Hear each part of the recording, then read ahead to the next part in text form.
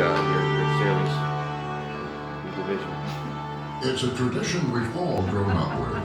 We rise from our seats, we remove our hats, we place our hands over our hearts as we turn our eyes to the nation's flag as the music starts to play.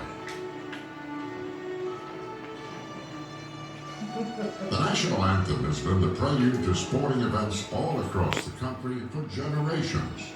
But do you know how this tradition began? You may know the story of how in the dawning hours of September 14, 1814, while aboard a British warship during the bombardment of Fort McHenry right here in Baltimore, Maryland native Francis Scott Key wrote those now iconic lyrics as he gazed in awe at a gigantic American flag waving defiantly after the battle that raged through the night, drawing his inspiration from the rocket's red glare, bombs bursting in air. But how did a patriotic poem set to the music of an English drinking song become the soundtrack for the start of America's most beloved sporting events? To answer that, we have to go back to Game 1 of the 1918 World Series at Comiskey Park in Chicago. It was September 5th.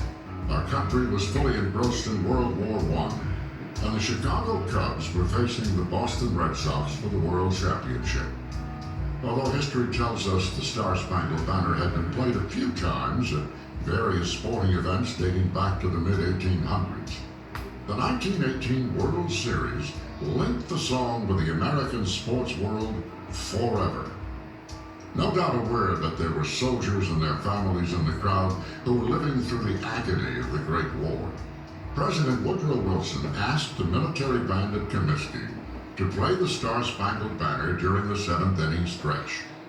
From its opening notes, the music struck a responsive chord with those both in the stands and on the field, including Red Sox third baseman Fred Thomas, who had been granted a furlough from the Navy to play in the series.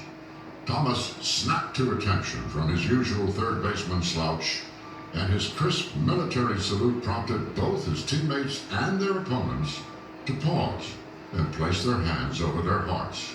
As the crowd took notice, they began to sing, somewhat tentatively at first, but then in full voice, and the song ended with a grand chorus, climaxed by thunderous applause. Standing on the mound for the visiting Red Sox during that magical moment was none other than George Herman Babe Ruth. He went on to pitch a shutout in Game 1, but it was the moment during the seventh inning stretch that was most talked about in the morning papers. So much so that it was reprised in Game 2, then moved from the seventh inning stretch to the pregame festivities before Game 3 in Boston. And there it has stayed ever since. For many baseball fans, the 1918 World Series is remembered for other reasons. The fact that the 9 runs scored by the Red Sox were the fewest ever by a winning team in World Series history, and that neither team hit a home run during the entire series. And even better known is that the 1918 series would be the last title the Red Sox would win for 86 years. They would be plagued by the curse of the Bambino after selling their star pitcher, Babe Ruth, to the New York Yankees. In 1931, the Star-Spangled Banner was officially proclaimed the national anthem of the United States by act of Congress. But by then, it had already made its mark as the way baseball fans pay homage to our nation just before the umpire utters those timeless words, "Play ball."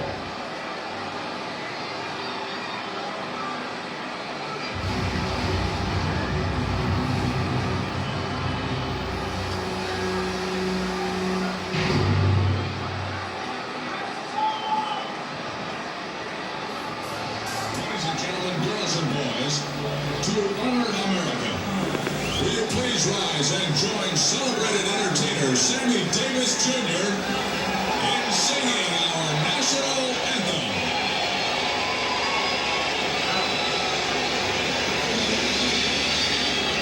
Oh, say, can you see by the dawn's early